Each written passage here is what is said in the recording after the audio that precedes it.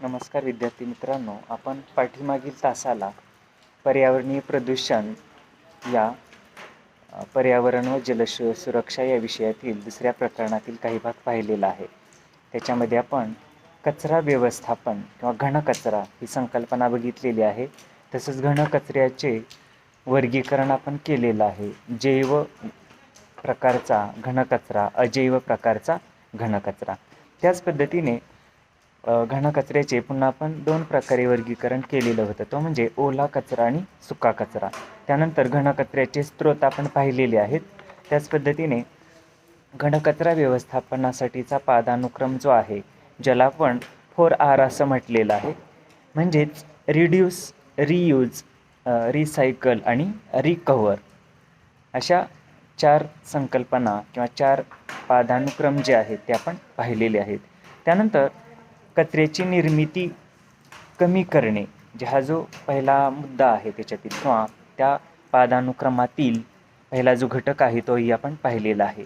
जे कचऱ्याची निर्मिती कमी करणं हा घनकचरा व्यवस्थापनातील एक पहिला पदानुक्रम किंवा पहिला महत्त्वाचा उपाय आहे असं आपल्याला म्हणता येईल. म्हणजे कचरा जर आपण कमी निर्माण केला तर निश्चितच आपल्याला कचरा व्यवस्थापन करण्यावरती आपल्याला जास्त जास्त ताण येणार नाही.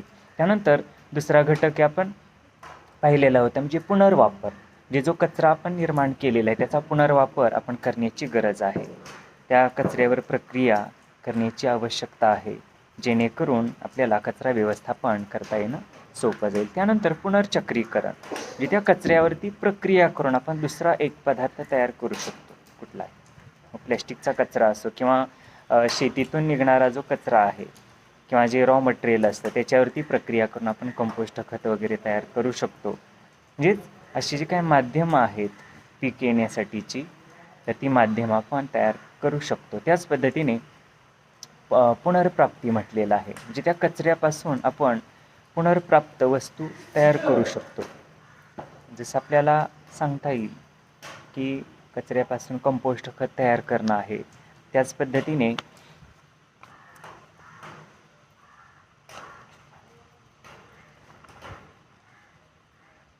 ऊर्जा निर्मिती आपण तयार करू शकतो त्याच्यापासून, त्यालाच पुनर्प्राप्ती असं म्हणता येईल आपल्याला. त्यानंतर विल्हेवाट म्हटलेलं, म्हणजे चांगल्या पद्धतीने आपण कचऱ्याची विल्हेवाट लावणं गरजेचं आहे. तर हा सुद्धा या ठिकाणी उपाय अवलंबू शकतो आपण, तरच या घनकचऱ्याचं व्यवस्थापन चांगल्या पद्धतीने होऊ शकतं. तर कालच्या तासाला आपण उदाहरणंसुद्धा पाहिलेली आहेत बघा. कचऱ्याची निर्मिती कमी करणं, याच्यामध्ये निश्चितच आपण वर्तणुकीमध्ये आपल्या बदल करणं गरजेचं आहे. आपली विचारसरणी बदलणं आवश्यक आहे. त्याच पद्धतीने दुसरा जो पदानुक्रम आपण पाहिला होता, कचऱ्याचे पुनर्वापर. प्लॅस्टिकच्या बाटल्या असतील त्या कापून आपण त्याच्यामध्ये झाडं लावू शकतो किंवा त्या बाटल्यामध्ये शोपीस ठेवून आपण शोभेच्या वस्तू वगैरे तयार करू शकतो. किंवा कपड्यापासून आपण वेगवेगळे जे काही शोभेच्या गालीचे असतील किंवा कपड्यापासून आपण पिशव्या तयार करू शकतो. कापडी पिशव्या, पायपुसण्या तयार करू शकतो. त्यालाच पुनर्वापर असं आपल्याला म्हणता येईल. त्यानंतर कचऱ्याचे पुनर्चक्रीकरण म्हटलेलं आहे. तर या ठिकाणी उपक्रम दिलेला आहे बघा चित्रामध्ये. तर कागदी कचरा जो आहे, तर त्या कचऱ्याचं आपण संकलन केलं पाहिजे. त्यानंतर त्या कागदांचं वर्गीकरण केलं पाहिजे. जाड असेल कागद किंवा पातळ कागद असेल, तसंच त्याचे आपण बारीक बारीक तुकडे केले पाहिजे, जेणेकरून आपल्याला त्याच्यावरती प्रक्रिया करता येईल. त्याचा लगदा तयार केला पाहिजे आपण, आणि लगदा तयार केल्यानंतर कागद उत्पादनासाठी त्या लगद्याचा वापर आपण करू शकतो. आणि तयार झालेला जो कागद आहे तो आपण वेगवेगळ्या गोष्टीसाठी वापरू शकतो. जसं वर्तमानपत्र तयार करण्यासाठी किंवा कागद तयार करण्यासाठी किंवा पॅकिंगची जी खोकी आहे ती खोकी बनवण्यासाठी आपण या लगद्याचा किंवा या कागदाचा वापर करू शकतो. तर त्यालाच पुनर्चक्रीकरण असं म्हटलेलं आहे.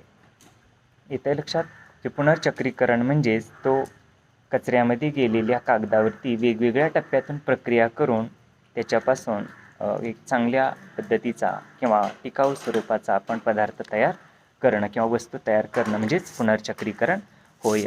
खाली दिलेलं उदाहरण कागद, त्यानंतर काच. तर कागदाचं आपण पाहिलंच आहे, तसं काचाचं सुद्धा आपण पुनर्चक्रीकरण करू शकतो. जो कचऱ्यामध्ये गेलेला काच आहे तर तो आपण वाहून नेऊ शकतो. विविध साधनाद्वारे वाहून नेलेल्या त्या काचेवरती आपण नंतर त्याचं वर्गीकरण करू शकतो. रंग असतील किंवा काचांची जाडी असेल तर त्यानुसार वर्गीकरण करणं गरजेचं आहे. त्यानंतर ते काचाचे जे तुकडे आहेत ते आपण विरघळणं आवश्यक आहे. म्हणजे त्याच्यावरती प्रक्रिया केली पाहिजे आणि प्रक्रिया करून किंवा ते काच विरघळल्यानंतर त्याच्यापासून आपण विविध काचेच्या वस्तू तयार करू शकतो. आणि निश्चितच त्या काचेच्या बाटली असतील किंवा काचेच्या जो वस्तू आहेत त्याचा वापर आपण दैनंदिन जीवनामध्ये करू शकतो. तर त्यालाच आपण काच या टाकाऊ पदार्थाचं पुनर्चक्रीकरण असं म्हणता येईल. त्यानंतर धातूच्या बाबतीतही आपल्याला असं पुनर्चक्रीकरण करता येतं. पाहतो आपण कचऱ्यामध्ये वेगवेगळ्या प्रकारचे धातू असतात.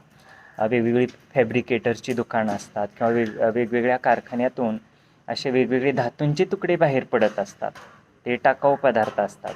तर त्यावरती सुद्धा आपण प्रक्रिया करू शकतो किंवा त्याचं पुनर्चक्रीकरण करू शकतो.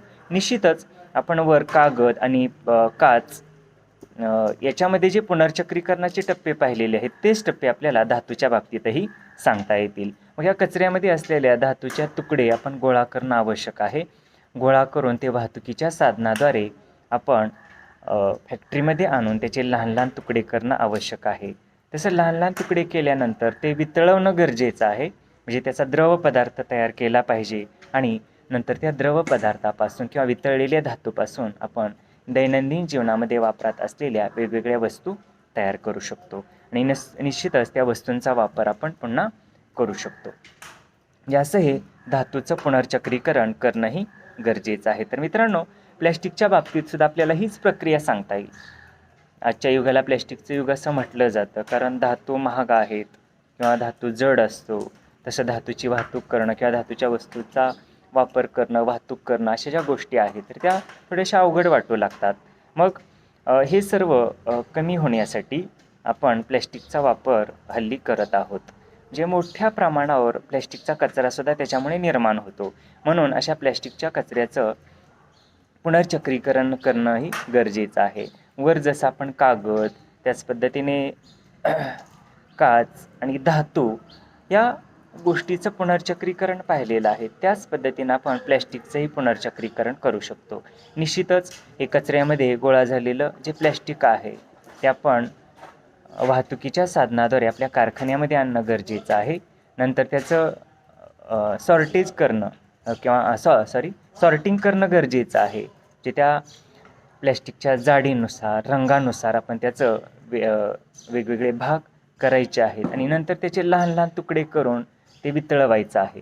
आणि वितळवल्यानंतर आपण त्याच्यापासून वेगवेगळ्या प्लॅस्टिकच्या वस्तू बनवू शकतो. आणि प्लॅस्टिकच्या वस्तू ह्या ज्या बनवलेल्या आहेत त्या आपण दैनंदिन जीवनामध्ये वापरासाठी आपण ते घेऊ शकतो. म्हणजे या पद्धतीने आपल्याला प्लॅस्टिकचंही पुनर्चक्रीकरण करता आलं पाहिजे.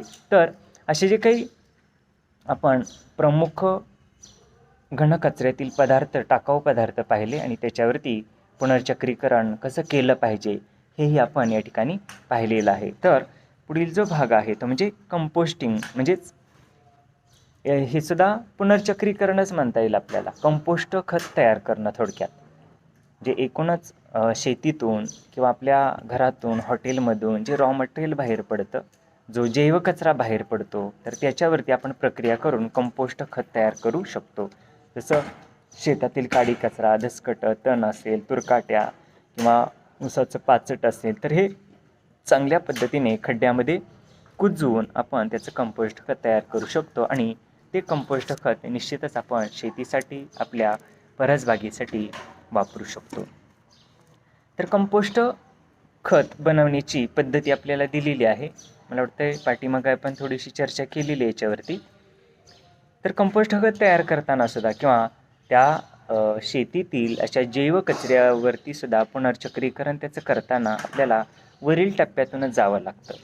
निश्चितच हा जो तयार केलेला किंवा हा जो कचरा तयार झालेला आहे तो आपण वाहतूक करून एका ठिकाणी आणणं गरजेचं आहे. तसंच त्याच्यासाठी कंपोस्ट खड्डाही खोल घेणं गरजेचं आहे आणि त्याच्यामध्ये आपण कंपोस्ट खतासाठी हे सगळं रॉ मटेरियल टाकून कुजवण्यासाठी त्याच्यामध्ये पाणी, शेणखत, युरिया असे घटक टाकणं आवश्यक आहे. तर त्याचेच हे 5 टप्पे दिलेले आहेत. पहिला टप्पा आहे कचरा वेगळा करा. जे कंटेनरद्वारे आपण निश्चितच घरातील त्याच पद्धतीने शेतीतील कचरा पण वेगळा करू शकतो. पानासारखे जे कोरडे सेंद्रिय पदार्थ आहेत किंवा भुसा आहे, वर्तमानपत्र आहे किंवा पॅकेजिंगचं साहित्य आहे, तर असं हे या कचऱ्याचं आपण सॉर्टिंग करू शकतो. आणि निश्चितच शेतीतील सुद्धा कचरा आपण या कंपोस्ट खत तयार करण्यासाठी वापरू शकतो. त्यानंतर दुसरा टप्पा आहे तो म्हणजे कंपोस्टिंगची जागा ठरवा. जर आपलं घर असेल आणि घराच्या आपण परसबागेमध्ये जर कंपोस्ट खत तयार करणार असू तर तिथेही खड्डा घेणं गरजेचं आहे. आणि शेतामध्ये सुद्धा आपल्याला असा खड्डा घ्यायचा आहे, जेणेकरून ते शेतातील जे सगळं रॉ मटेरियल आहे ते जाळून न टाकता आपण त्याच्यापासून कंपोस्ट खत तयार करू शकतो. किंवा बाल्कनी असेल, आपलं टेरेस असेल किंवा छप्पर असेल, याच्यावर सुद्धा आपण कंपोस्ट खड्डा तयार करू शकतो. त्याच पद्धतीने तिसरा टप्पा आहे तो म्हणजे कंपोस्टिंगसाठी बिन तयार करणं. जे बिन म्हणजे काय, तर एक प्रकारचा असा खड्डा घेणं किंवा जर आपण पृष्ठभागावरती तो खड्डा तयार करणार असू किंवा ते बिन तयार करणार असू तर त्याच्यासाठी आपण प्लॅस्टिकचा कागदही वापरू शकतो. जे चारही बाजूला 4 काट्या रोवून किंवा 4 लोखंडी अँगल रोवून त्याला जर आपण व्यवस्थित प्लॅस्टिकची फिल्म चोहोबाजूनी गुंडाळली तर त्याच्यामध्ये सुद्धा आपण कंपोस्ट खत तयार करू शकतो. त्यालाच कंपोस्ट बिन तयार करणं असं म्हटलेलं आहे. आणि हे जे वेगवेगळे स्तर आहेत की ज्याच्यावरती आपण ते सगळं रॉ मटेरियल टाकणार आहोत, तर ते सुद्धा व्यवस्थित भरणं गरजेचं आहे. तर त्या खड्ड्यामध्ये निश्चितच हवा खेळती राहिली पाहिजे, तसंच ओलावासुद्धा टिकून राहणं गरजेचं आहे. तसंच कंटेनर जे आहे तर त्याच्यामध्ये सुद्धा आपण असं कंपोस्ट खत तयार करू शकतो, जेणेकरून आपल्याला त्याची वाहतूकसुद्धा चांगल्या पद्धतीने नंतर करता येते. तसंच कंपोस्टिंग प्रक्रिया सुरू करा म्हटलेलं आहे. जे जो आपण कंपोस्ट खड्डा तयार केलेला आहे त्याच्यामध्ये सगळं जे रॉ मटेरियल टाकलेलं आहे, तर ती प्रक्रिया सुरू होण्यासाठी आपल्याला तशी माध्यमंसुद्धा त्याच्यामध्ये वापरणं गरजेचं आहे. म्हणजे ओलावा असला पाहिजे, तसंच शेणखतही आपण त्याच्यामध्ये टाकणं आवश्यक आहे. तसंच विरजन असे त्याला आपण म्हणू शकतो किंवा गांडूळ खत प्रकल्पही आपण उभारू शकतो, जेणेकरून अशा रॉ मटेरियलचा आपल्याला चांगल्या पद्धतीने वापर त्या ठिकाणी करून घेता येतो आणि गांडूळ खतही आपल्याला तयार करता येतं. त्याच पद्धतीने कंपोस्ट बिनची निगा राखा म्हटलेलं आहे. तर निश्चितच कचऱ्याचा असमतोल झाल्याने दुर्गंधी येऊ लागते किंवा वाळलेली पाने, वर्तमानपत्रे यांचे प्रमाण आपण वाढवणं गरजेचं आहे त्या ठिकाणी. अथवा कंपोस्ट बिनसाठी छिद्रेही पाडणं गरजेचं आहे, जेणेकरून चांगल्या पद्धतीने वायुविजन राहील आणि त्या खड्ड्यातून दुर्गंधी येणार नाही आणि हवा प्रदूषण होणार नाही. म्हणून ह्या बिनची किंवा कंपोस्ट खड्ड्याची सुद्धा आपण चांगल्या पद्धतीने निगा राखणं गरजेचं आहे. त्याच्यामध्ये अधूनमधून पाणी शिंपडणंही गरजेचं आहे आणि दर 5 दिवसांनी वायू विझण्यासाठी कचरा वरून खाली उलटणं आवश्यक आहे, जेणेकरून चांगल्या पद्धतीने कुजण्याची क्रिया होईल आणि खाली हवाही खेळती राहील. तर या पद्धतीने आपण निश्चितच कंपोस्ट खत या कंपोस्ट बिनमध्ये किंवा कंपोस्ट खड्ड्यामध्ये तयार करू शकतो. त्यानंतर गांडूळ खत हे आपण तयार करू शकतो मित्रांनो. तर त्यालाच वर्मी कंपोस्ट असं म्हटलेलं आहे किंवा त्या गांडूळ खताच्या त्या खड्ड्यातून जे पाणी बाहेर येतं की जे शेतीसाठी फार महत्त्वाचं असतं, त्याला वर्मी वॉश असं म्हटलं जातं. तर निश्चितच ह्या गांडूळ खतापासून सुद्धा आपल्याला चांगल्या पद्धतीने गांडूळ खत मिळून जातं आणि जे काही टाकाऊ पदार्थ आहेत तर ते टाकाऊ पदार्थसुद्धा चांगल्या पद्धतीने त्याची विल्हेवाट आपल्याला लावता येते. तर गांडूळ खत याच्यासाठी खड्डा घेताना आपण सुरुवातीला खाली तळाला विटांचे तुकडे टाकणं गरजेचं आहे. त्यावर जाडसर वाळूचा थर पुन्हा द्यायचा आहे. त्यानंतर गांडुळे सोडून त्याच्यावरती नंतर शेणखताचा थर आपण देऊ शकतो आणि वरती सुकी पाने असतील किंवा शेतातील सगळं रॉ मटेरियल आहे किंवा आपल्या किचनमधून, हॉटेलमधून जे काही शिळं राहिलेलं अन्न आहे तेही आपण त्या खड्ड्यामध्ये टाकू शकतो. आणि निश्चितच आपण त्या गांडूळ खड्ड्यावरती चांगल्या पद्धतीने ओलावा राहील याच्यासाठी पाणीही शिंपडू शकतो अधूनमधून, जेणेकरून ओलावा राहील आणि चांगल्या पद्धतीने गांडूळ खत तयार करता येईल. तर अशी ही गांडूळ खत पद्धती वापरून सुद्धा आपल्याला या घनकचऱ्याचं चांगल्या पद्धतीने व्यवस्थापन करता येतं. त्यानंतर कचऱ्यापासून ऊर्जा निर्मिती हाही प्रकल्प आपण राबवू शकतो. निश्चितच कचऱ्यापासून सुद्धा आपल्याला चांगल्या पद्धतीने ऊर्जा निर्मिती करता येते. इन्सिनरेशन जे या प्रक्रिया किंवा हे तंत्रज्ञान वापरून आपल्याला असं इंधन किंवा अशी ऊर्जा निर्मिती करता येते. इन्सिनरेशन प्रणालीमध्ये कचऱ्यापासून ऊर्जा निर्माण केली जाते आणि या ऊर्जेचा वापर आपण दैनंदिन जीवनामध्ये करू शकतो. म्हणजे प्रदूषण विना प्रभावी ऊर्जा निर्मिती हा एक या प्रणालीचा एक महत्त्वाचं वैशिष्ट्य आहे असं आपल्याला म्हणता येईल. त्याच पद्धतीने रिफ्युज्ड डिराइड्स फ्युअल्स, त्यालाच RDF असं म्हटलेलं आहे. म्हणजे या घनकचऱ्यामध्ये अनेक ज्वलनशील पदार्थ असतात आणि त्याचा इंधन म्हणून आपण वापर करू शकतो. जसं कागद आहे, त्याचा इंधन म्हणून वापर करू शकतो, किंवा प्लॅस्टिक जे आहे त्याचा इंधन म्हणून वापर करू शकतो. चमडं असतं याचाही, किंवा टायर असतात, रबर असतं, याचाही आपण चांगल्या पद्धतीने इंधन म्हणून वापर करू शकतो. तर त्यालाच RDF असं म्हटलेलं आहे. म्हणजे RDF इन्सिनरेशन आणि त्यानंतर लँडफिल अशी एक संकल्पना आहे. निश्चितच आपल्याला अशा पद्धती वापरून या घनकचऱ्याचं व्यवस्थापन चांगल्या पद्धतीने करता येतं आणि निश्चितच आपल्याला चांगल्या पद्धतीने ऊर्जा निर्मिती करता येते. त्यानंतर घनकचऱ्याचा प्रवास दिलेला आहे मित्रांनो. तर निश्चितच हा घनकचऱ्याचा जो प्रवास आहे तो वेगवेगळ्या ठिकाणाहून होत असतो. जे शेती असेल किंवा आपलं घर असेल, हॉटेल असेल किंवा ग्रामपंचायत असेल किंवा MIDC एरिया असेल, अशा ठिकाणाहून हा घनकचरा एकत्र येत असतो आणि निश्चितच अशा वेगवेगळ्या ठिकाणाहून या घनकचऱ्यामध्ये वेगवेगळे पदार्थ येत असतात. प्लॅस्टिक असेल, धातूचे तुकडे असतील किंवा आपल्याला वैद्यकीय कचराही सांगता येईल किंवा बांधकाम विभागाचा कचरा असतो किंवा वन विभागातील वेगळी झाडांची कटाई केलेली असते किंवा MIDC एरियामधील वेगवेगळ्या फॅक्टरी असतात, कारखाने असतात, त्याच्यातून सुद्धा वेगवेगळे टाकाऊ पदार्थ बाहेर पडत असतात. पण आपल्याला म्हणता येईल की या घनकचऱ्याचे जे स्रोत आहेत ते निश्चितच वेगवेगळे आहेत. म्हणून अशा वेगवेगळ्या ठिकाणाहून येणाऱ्या कचऱ्याचं आपल्याला चांगल्या पद्धतीने व्यवस्थापन करता आलं पाहिजे. म्हणून म्हणता येईल आपल्याला घनकचऱ्याचा प्रवास हा निश्चितच वेगवेगळ्या ठिकाणाहून होत असतो आणि तो वेगवेगळ्या पद्धतीचा असतो. आणि निश्चितच या कचऱ्यावरती आपण प्रक्रिया करणं गरजेचं आहे, जेणेकरून पर्यावरणाचं संरक्षण चांगल्या पद्धतीने होण्यासाठी मदत होते. भारतातील कचऱ्याच्या उत्तम व्यवस्थापनासाठी केंद्रीय पर्यावरण तसंच वन आणि हवामान मंत्रालयाद्वारे दिलेले काही नगरपालिका घनकचरा व्यवस्थापन नियम जे आहेत ते नियम साधारणतः 2000 साली तयार केलेले आहेत. तसंच मुख्य मार्गदर्शक स्रोत आहेत ते नियम म्हणजे. आणि 2016मध्ये पर्यावरण मंत्रालयाने घनकचरा व्यवस्थापनासाठी काही सुधारित नियमावलीसुद्धा जाहीर केलेली आहे. तर निश्चितच रस्ते, विटा याच्यापासूनसुद्धा मोठ्या प्रमाणावर घनकचरा निर्माण होत असतो आणि त्याचीसुद्धा आपण चांगल्या पद्धतीने विल्हेवाट लावण्याची गरज आहे. तर घनकचरा व्यवस्थापन कायदा 2016ची काही वैशिष्ट्ये दिलेली आहेत. जसं की कचरा जाळू नये किंवा पाण्यामध्ये कचरा टाकू नये किंवा कचरा रस्त्यावर सार्वजनिक ठिकाणी टाकू नये. तर अशी जी काही नियमावली आहे ती आपण पाळणं प्रत्येक नागरिकाचं काम आहे. त्याच पद्धतीने कचऱ्याचं वर्गीकरण करणंही गरजेचं आहे. घरातून जो कचरा निर्माण होतो तर त्या कचऱ्याचा आपण ओला कचरा, सुका कचरा किंवा जैव कचरा, अजैव कचरा अशा पद्धतीने त्याचं सॉर्टिंग करणं गरजेचं आहे. म्हणजे हे सुद्धा या 2016च्या पर्यावरण विषयक नियमामध्ये हा नियम इन्क्लूड केलेला आहे. त्याचे आपण चांगल्या पद्धतीने पालन करण्याची आवश्यकता आहे. त्याच पद्धतीने स्थानिक स्वराज्य संस्थांकडून सुद्धा मोठ्या प्रमाणावर कचरा निर्माण होत असतो.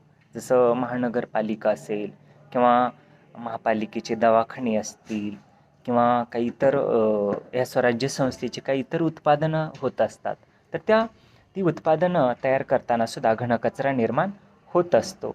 किंवा रेस्टॉरंट असतील, वेगवेगळे हॉटेल्स असतील, ज्या काही संस्था आहेत तर त्या संस्थेतून घनकचरा निर्माण होत असतो आणि निश्चितच आपणाला याच्यावरती सुद्धा लक्ष देणं आवश्यक आहे. आणि निश्चितच या कचऱ्यापासून आपण कंपोस्ट खत तयार करू शकतो किंवा करणं गरजेचं आहे. हे सुद्धा या 2016च्या पर्यावरण विषयक नियमावलीमध्ये समाविष्ट आहे. त्याच पद्धतीने प्रत्येक पथविक्रेत्याने तयार केलेल्या कचरा साठवण्यासाठी डबे ठेवणं गरजेचं आहे. तर हे सुद्धा या नियमावलीमध्ये अंतर्भूत केलेले. तसंच कप, बशा, उरलेले अन्न इत्यादी आपण या डस्टबिनमध्ये टाकणं गरजेचं आहे. जे नाकी आपण उघड्यावरती ते टाकता कामा नये. उघड्यावरती टाकल्यानंतर निश्चितच काय होतं, त्या ठिकाणी प्रदूषणामध्ये वाढ झालेली दिसून येते किंवा जनावरं खाता, दुर्गंधी सुटते किंवा अस्वच्छतेचा प्रश्न निर्माण होतो. म्हणून आपण अशा या कचऱ्याची डस्टबिनचा वापर करून किंवा कचरा कुंडीचा वापर करून निश्चितच त्याच्यावरती मात करू शकतो. निश्चितच ही जी वाहनं आहेत किंवा कचरा वाहणारी जी वाहनं आहेत या म्युन्सिपल कॉर्पोरेशनची, तर त्यालासुद्धा आपण सहकार्य करणं गरजेचं आहे. जी घंटा गाडी येते, कचरा गोळा करणारी गाडी येते, त्याच्यामध्ये आपण तो कचरा निश्चितच सॉर्टिंग करून टाकणं गरजेचं आहे. तर असं हे या 2016च्या पर्यावरणविषयक कायद्यामध्ये अंतर्भूत काही नियमावली आहेत किंवा काही वैशिष्ट्य आहेत, तर त्याचं पालन आपण करणं गरजेचं आहे. घनकचरा व्यवस्थापनासाठी एक लिंक तयार केलेले शासनाचं, ज्याच्यामध्ये http:// आहे cpcb.nic.in. तर या वेबसाईटला भेट देऊन आपण या कचऱ्याच्या संदर्भात किंवा या पर्यावरणविषयक संदर्भात जी नियमावली दिलेली आहे तर ती आपण अभ्यासणं गरजेचं आहे.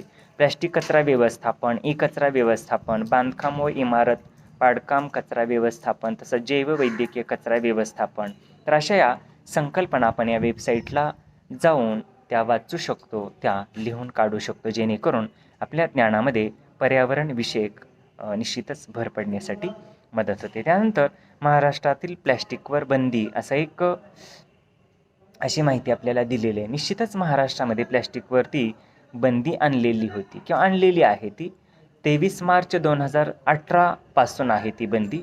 निश्चितच पर्यावरणाचं प्रदूषण रोखण्यासाठी किंवा प्लॅस्टिकचा जो वाढता वापर होतोय, तो वाढता वापर थांबविण्यासाठी या कायद्याची किंवा ह्या नियमाची अंमलबजावणी करणं सुरू आहे. शहरी व ग्रामीण किंवा नागरी संस्था ज्या आहेत, जिल्हाधिकारी, वन अधिकारी, पोलीस अधिकारी, महाराष्ट्र प्रदूषण नियंत्रण मंडळाच्या अधिकाऱ्यांना या बंदीची अंमलबजावणी करण्यासाठी प्रोत्साहित केलेलं आहे किंवा त्यांना या ठिकाणी निश्चितच त्याला अधीन राहून काम करण्याच्या त्यांना अधिकार दिलेले आहेत. या बंदीचे उल्लंघन केल्याबद्दल 5,000 रुपये दंड आकारण्याची त्यांना परमिशन आहे किंवा रुपये 10,000पर्यंत दुसऱ्यांदा जर अशी चूक झाली तर रुपये 10,000पर्यंत दंड आकारला जाऊ शकतो आणि तिसऱ्यांदा जर तशी चूक झाली असेल तर 25,000पर्यंत आपण हा आर्थिक दंड आकारू शकतो आणि निश्चितच 3 महिन्याची तुरुंगवासाची शिक्षासुद्धा त्या ठिकाणी होऊ शकते. म्हणून हे नियमाचं आपण पालन करणं गरजेचं आहे. लक्षात ठेवा, कायदा 23 मार्च 2018 सालापासून प्लॅस्टिकवरती बंदी घालण्यात आलेली आहे. पहिला दंड 5,000चा, दुसरा दंड आहे 10,000चा आणि तिसरा दंड आहे 25,000चा. निश्चितच आपण आणि तुरुंगवासाची शिक्षासुद्धा आहे. तर निश्चितच ह्या गोष्टी लक्षात घेऊन आपण प्लॅस्टिकचा अतिरेकी वापर करता कामा नये किंवा प्लॅस्टिक प्रदूषणावरती आपण मात करणं गरजेचं आहे. त्यानंतर काही बंदी घातलेल्या वस्तूंची यादी दिलेली आहे मित्रांनो. जसं 50 मायक्रॉनपेक्षा कमी जाडीच्या ज्या पिशव्या आहेत त्यावरती बंदी घातलेली आहे, कारण या पिशव्या लवकर विघटन होत नाही त्यांचं. त्याच पद्धतीने वापरून फेकून किंवा टाकून देण्यात येणारे जे प्लॅस्टिकचे पेले आहेत, चमच्या आहेत किंवा कप बशा आहेत, तर इत्यादीवरती सुद्धा बंदी घालण्यात आलेली आहे. तसंच थर्माकॉल, बशा, डबे, कप, पेले, तसंच सुशोभीकरणासाठी वापरण्यात येणाऱ्या ज्या वस्तू आहेत त्या कचऱ्यामध्ये टाकणं, तर या गोष्टीवरती सुद्धा या कायद्यान्वये बंदी घालण्यात आलेली आहे. तसंच वेष्टनासाठी व उत्पादने साठवण्यासाठी वापरण्यात येणारे जे प्लॅस्टिक आहे त्यावरती सुद्धा बंदी घालण्यात आलेली आहे. आणि त्यानंतर बंदी नसलेल्या वस्तू दिलेल्या आहेत, जसं PET बाटल्या, म्हणजेच ज्या बाटल्या 500 मिलीपेक्षा कमी आकाराच्या आहेत तर त्यावरती बंदी घालण्यात आलेली नाही. तसंच औषधे, शेती व घनकचरा साठवण्यासाठीची जी काही साधनं आहेत, उपकरणं आहेत किंवा वस्तू आहेत त्यावरती सुद्धा बंदी नाही. तसंच रोपवाटिकेसाठी वापरण्यात येणाऱ्या पिशव्या व गुंडाळी हे जे प्लॅस्टिकचं साहित्य आहे यावरती सुद्धा बंदी घालण्यात आलेली नाही. त्याच पद्धतीने अन्नपदार्थासाठी वापरलेले 50 मायक्रॉनपेक्षा जास्त जाडीचे प्रथम दर्जाचे प्लॅस्टिक, तर हे सुद्धा वापरण्यावरती बंदी नाही. तसं दुधासाठी वापरण्यात येणाऱ्या पिशव्या की ज्या 50 मायक्रॉनपेक्षा कमी जाडीच्या किंवा 50 मायक्रॉनपर्यंतच्या जाडीच्या असतात, तर त्यावरती सुद्धा बंदी घालण्यात आलेली नाही. तर अशा ज्या काही वस्तू आहेत प्लॅस्टिकच्या की ज्या वस्तूपैकी काही वस्तूवरती बंदी आहे, काही वस्तूवरती बंदी नाही, तर या वस्तूसुद्धा आपण लक्षात ठेवणं गरजेचं आहे. निश्चितच या अशा पद्धतीने जर आपण प्लॅस्टिक वापराबाबत जनजागृती निर्माण केली तरच आपल्याला प्लॅस्टिक प्रदूषणावरती मात करता येते. त्यानंतर काही जर्नल कार्य दिलेलं आहे मित्रांनो आपल्याला, जसं तुमच्या घरापासून ते तुमच्या भागात तो कचरा जिथे जातो तेथपर्यंत सुक्या कचऱ्याचा प्रवास लिहून काढा म्हटलेला आहे.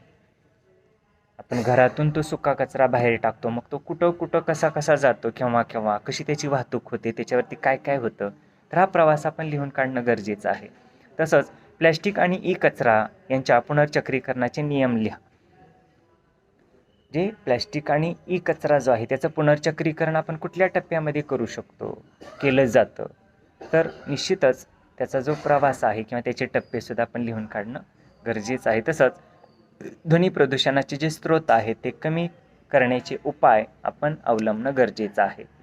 जे घनकचरा आपणच तयार करतो आणि त्या घनकचऱ्यावरती उपाययोजना ही आपणच करण्याची आवश्यकता आहे. तसंच जागतिक तापमान वाढ म्हणजे काय आणि ती कमी करण्यासाठी तुम्ही काय करू शकता याच्यावरती आपण चर्चा करणं गरजेचं आहे. आता जागतिक तापमान वाढ म्हणजे काय, तर या वेगवेगळ्या प्रदूषणामध्ये वाढ झाल्यामुळे निश्चितच वातावरणातील तापमान वाढलं जातं आणि त्या तापमान वाढल्यामुळं उष्माघात असेल किंवा पर्यावरणावरती त्याचे विपरीत परिणाम होतात, पिकावरती त्याचे विपरीत परिणाम होतात, संपूर्ण जलचक्र जे आहे त्याच्यावरती त्याचे विपरीत परिणाम होतात, तर त्याला तापमान वाढ असं म्हटलेलं आहे. ज्या तापमान वाढीचे वेगवेगळ्या घटकावर जे विपरीत परिणाम होतात आणि ते परिणामसुद्धा तुम्हाला माहीत असणं गरजेचं आहे. तसंच भारतातील महानगरातील हवा प्रदूषणाचे स्रोत उदाहरणासह लिहा म्हटलेलं आहे. आपण पाहतो मेट्रो सिटी तयार होत आहेत किंवा मोठमोठी जी महानगरं आहेत की ज्या महानगरामध्ये असंख्य अशी किंवा मोठ्या प्रमाणावर लोकसंख्या एकत्रित झालेली असते, तर तिथले हवा प्रदूषणाचे स्रोत निश्चितच आपल्याला वेगवेगळे आहेत असं म्हणता येईल. वाहनं आहेत किंवा कारखानदारी, फॅक्टरी, MIDC एरिया आहे. त्याच पद्धतीने छोटे मोठे जे उद्योग असतात किंवा हॉटेल्स असतात, जे या ठिकाणाहून हवा प्रदूषण होत असतं आणि हे स्रोतसुद्धा तुम्ही लक्षात ठेवणं आवश्यक आहे. तसंच हवामान बदलाचे जे परिणाम आहेत तेही तुम्ही लिहिणं गरजेचं आहे. हवामान बदलाचे वेगवेगळे परिणाम होत असतात, जसं पर्यावरणावरती वेगवेगळे परिणाम होतात, म्हणजे पाऊस पडणं आहे किंवा हवामान बदलल्यामुळं निश्चितच हवा प्रदूषित होत असते, जमीन प्रदूषित होत असते. त्याच पद्धतीने पर्जन्यावरती विपरीत परिणाम होतो, शेतातील पिकावरती त्याचे धोके संभवतात, मानवी आरोग्यावरती, सजीव सृष्टीवरती सुद्धा त्याचे विपरीत परिणाम झालेले दिसून येतात. म्हणून आपण अशा हवामान बदलाचे विपरीत परिणामसुद्धा लक्षात घेणं आवश्यक आहे. तसंच जीवाश्म इंधनाच्या वापराबाबतच्या समस्या स्पष्ट करा म्हटलेलं आहे. निश्चितच जीवाश्म इंधन वापरणं म्हणजे याच्याकडं आपला कल आणखीन वाढलेला नाही, कारण इतर जे काही पारंपरिक आपले ऊर्जा स्रोत आहेत ते कधी ना कधी संपणारे आहेत आणि आपण जीवाश्म इंधनाकडे वळणं गरजेचं आहे. जसं बायोगॅस आहे किंवा मोगली एरंड, त्याच्यापासून आपण इंधन तयार करू शकतो. तर म्हणजेच अशा कार्बनी घटकापासून थोडक्यात जे आपण इंधन तयार करतो याला जीवाश्म इंधन असं म्हटलं जातं. तर अशा जीवाश्म इंधनाचाही वापर वाढवणं गरजेचं आहे, जेणेकरून पारंपरिक ऊर्जा स्रोतावरती ताण येणार नाही आणि प्रदूषणामध्ये सुद्धा आपल्याला निश्चितच त्याचं प्रमाण कमी करता येतं. तसंच शेतीसाठी वापरली जाणारी खते व त्यांचे परिणाम स्पष्ट करा. जे 1965-66 मध्ये जी काय हरित क्रांती झाली, कशासाठी तर वाढणाऱ्या लोकसंख्येला अन्नधान्याचा पुरवठा करण्यासाठी, आणि त्याच्यातून काय झालं तर रासायनिक घटकाचा आपण अतिरेकी वापर करू लागलो. सगळं रासायनिक येऊ लागलं, रासायनिक पिकाचे वाण आले, त्याच्या जोडीला रासायनिक खतं आली, रासायनिक कीटकनाशक आली, रासायनिक बुरशीनाशक आली आणि निश्चितच त्याच्यामुळे पर्यावरणावरती, मानवी आरोग्यावरती सुद्धा मोठ्या प्रमाणावर विपरीत परिणाम झालेले दिसू लागले. निश्चितच हे रासायनिक घटक मानवी शरीरामध्ये जाऊ लागले, पशुपक्षी प्राण्यांच्या शरीरामध्ये जाऊ लागले आणि निश्चितच त्यांच्या शरीरावरती, आरोग्यावरती विपरीत परिणाम होऊ लागले असं आपल्याला म्हणता येईल. वेगवेगळे व्याधी विकार त्या ठिकाणी निर्माण होऊ लागले. म्हणून आपण या समस्यासुद्धा विचारात घेण्याची आवश्यकता आहे. तर मित्रांनो, या पद्धतीने हे प्रकरण या ठिकाणी संपलेलं आहे. दुसरं प्रकरण पर्यावरणीय प्रदूषण. तर याच्यामध्ये आपण प्रदूषण म्हणजे काय, प्रदूषके म्हणजे काय, तसंच प्रदूषणाचे जे वेगवेगळे प्रकार आहेत, तसंच त्या प्रकारांच्या व्याख्या पाहिलेल्या आहेत. त्याच पद्धतीने त्या प्रत्येक प्रकारामध्ये कुठली प्रदूषके कारणीभूत आहेत, तसंच त्या प्रदूषणाची कारणे, त्या प्रदूषणाचे वेगवेगळ्या गोष्टीवरती होणारे विपरीत परिणाम, त्याच पद्धतीने त्या प्रदूषणावरती करावयाच्या उपाययोजना पाहिलेल्या आहेत, त्या प्रदूषणाचे स्रोत आपण पाहिलेले आहेत. तसंच या प्रदूषणविषयक जे कायदे आहेत त्याची चर्चा आपण केलेली आहे. तर अशा या वेगवेगळ्या दृष्टिकोनातून आपण हे प्रकरण पाहिलेलं आहे. तर आपण आजच्या तासाला या ठिकाणी थांबूया. पुढील तासाला पुढील प्रकरण सुरू करूया. धन्यवाद. काय अडचण असेल तर विचारत चला आणि दररोज लिंकला जॉईन होणं गरजेचं आहे. थांबूया आपण.